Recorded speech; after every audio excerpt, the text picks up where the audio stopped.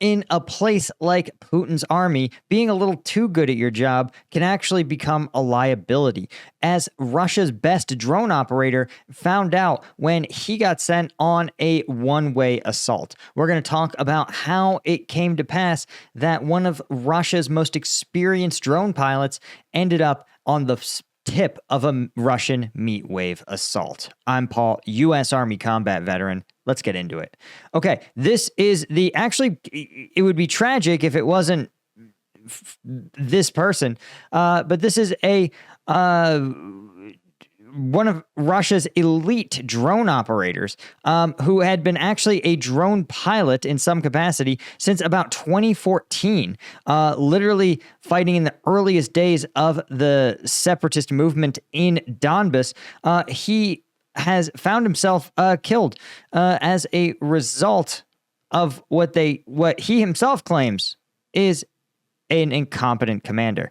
This is Dmitry Lysakovsky, who was killed in an infantry assault recently. Now, Lysakovsky is officially reported missing, but when you're a Russian soldier who's missing following an infantry assault on a village 4 miles east of Pokrovsk, it doesn't take a genius to figure out where you ended up.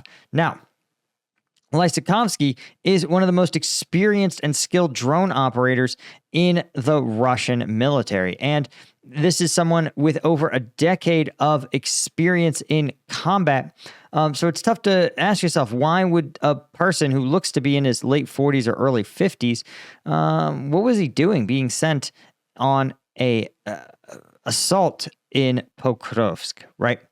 Now, this is coming to us from actually Dmitry in War Translated, and this is going to be actually his own reported turn of events. And before we break this down, I wanted to quick mention that if you feel, sometimes it can feel, like getting things done in your own life. It can feel like charging into a one-way assault, but it doesn't have to be, right? If you need just maybe a little bit more energy to make things more manageable. That's why I created Strike Gum. Strike Gum, it has all the caffeine of an energy drink, but you don't have to cart it around. It's in your pocket. You just pop it in, chew it. You get the refreshing mint flavor. You get a surge of energy. You get none of the sugar, so there's no sugar crash like what you get with a sugary energy drink. And best of all, it's made in the USA. It's veteran owned. So go to strikegum.com, pick up your 5-pack. That's going to be, I think, your best deal to try it out. It's going to get you a pack for your house, a pack for your office, a pack for your gym bag. So wherever you need energy, you can chew it. Get the Strike Gum energy, and you can leave those energy drinks behind. Check it out. Link is in the description. Okay, let's talk about how this happened. Well, Dmitry was assigned to the 87th Separate Motor Rifle Brigade and what he called the 1st Slavic Motorized Rifle Brigade, right? His call sign was Ernest, and his drone co-pilot was Goodwin. And they were part of a team of specialized professionals consisting of drone pilots, engineers, mechanics, technicians, sappers, and signalmen. 29 people, a small specialty platoon. They found drones, repaired them, reprogrammed them, engineered FPV drones, built cars, repaired vehicles, and created electronic warfare systems, and performed combat operations. In particular, the pilots were already operating in Severne, Tonikene, Uman, but they were assigned to this larger regiment. And as while the team was not necessarily in these assaults, right? Again, they're specialists. And as we've talked about, Russian tactics rely on preserving the combat power of specialty soldiers while expending, for lack of a better word, the lesser trained mobilized soldiers. Now, the new regiment commander disbanded this specialty platoon, right, because it wasn't part of the official org chart. Then, while Ernest was on leave, the team's material, this is something that was crowdfunded, was actually confiscated by the commander's orders. The commander also prohibited personnel from raising additional funds through any other channels other than his wife, likely so that the wifey of the commander could line her pockets. Now, 6 people from the original team managed to form their own smaller team, an independent long-range reconnaissance aircraft crew, and they continued to work in the Prokrovsk direction, trying to identify all sorts of Ukrainian targets. And of course, sometimes they got their aircraft taken out. However, sort of out of nowhere, on September 10th, Ernest and Goodwin received an order that they had to be ready in 2 hours to conduct a light infantry assault. And they were ordered to pack up and ordered to conduct an assault on September 13th. The group was reported missing. But the real question you got to ask yourself is why? And what's interesting is Dmitry from War Translated points out that Lysakovsky, Goodwin was his call sign, actually fought against Ukraine in Donbass in 2014 and was the commander of a DPR aerial reconnaissance unit. So he'd been at least 10 years of being a drone pilot. 2015, he returned to Russia where he was arrested for corporate raiding, which is kind of unusual. He served several years and in 2022 returned to the front line. But this is interesting that something he did in the DPR ran afoul of the Kremlin's authorities, the Kremlin's favor. So there's something already sus about this guy. Right. But again, he'd been serving on the front for 2 years as a drone pilot. Maybe there was sometimes there are rumors that the Kremlin will assign certain people who need to be disposed of to fight in Ukraine. And maybe the thinking was that this individual would simply send himself to Ukraine. They said, well, he'll be gone in no time. And when he wasn't, the commander might have gotten an order that said, listen, Lysakovsky, he's still out there. He's still making videos. He's still out in public. And we just don't like to see this level of independent thought taking place here in the public. So they said, listen, maybe he doesn't need to be operating these drones. Maybe he needs to finally die for his country. Something like that would absolutely be possible, even expected. We've heard, for example, in an earlier story that was actually covered by 60 Minutes, but a Russian intelligence officer who got busted in the United States was then interrogated by the FBI and then repatriated to Russia. And as the FBI told this individual, they said, listen, because we, the FBI, have interrogated you, and we've done so in a very public way, you were arrested very publicly, the Kremlin's not going to welcome you back. They're going to assume that you flipped. And so they not only will you be unwelcome, but you're likely going to be jailed or killed. And he still went back to the Kremlin. And when he went back, unfortunately, or fortunately, I guess, the Kremlin immediately sent him to the front lines of Ukraine, and he was killed shortly thereafter. So this sort of disposal of unwanted people is part and parcel for the Russian way of war. And something about Lysakovsky may have run afoul of that. Again, as we know, in Russia, getting corruption is like putting on your clothes. Everyone does it on a little bit, a lot. Some people do it well, some people do it poorly, but everybody's on the take, right?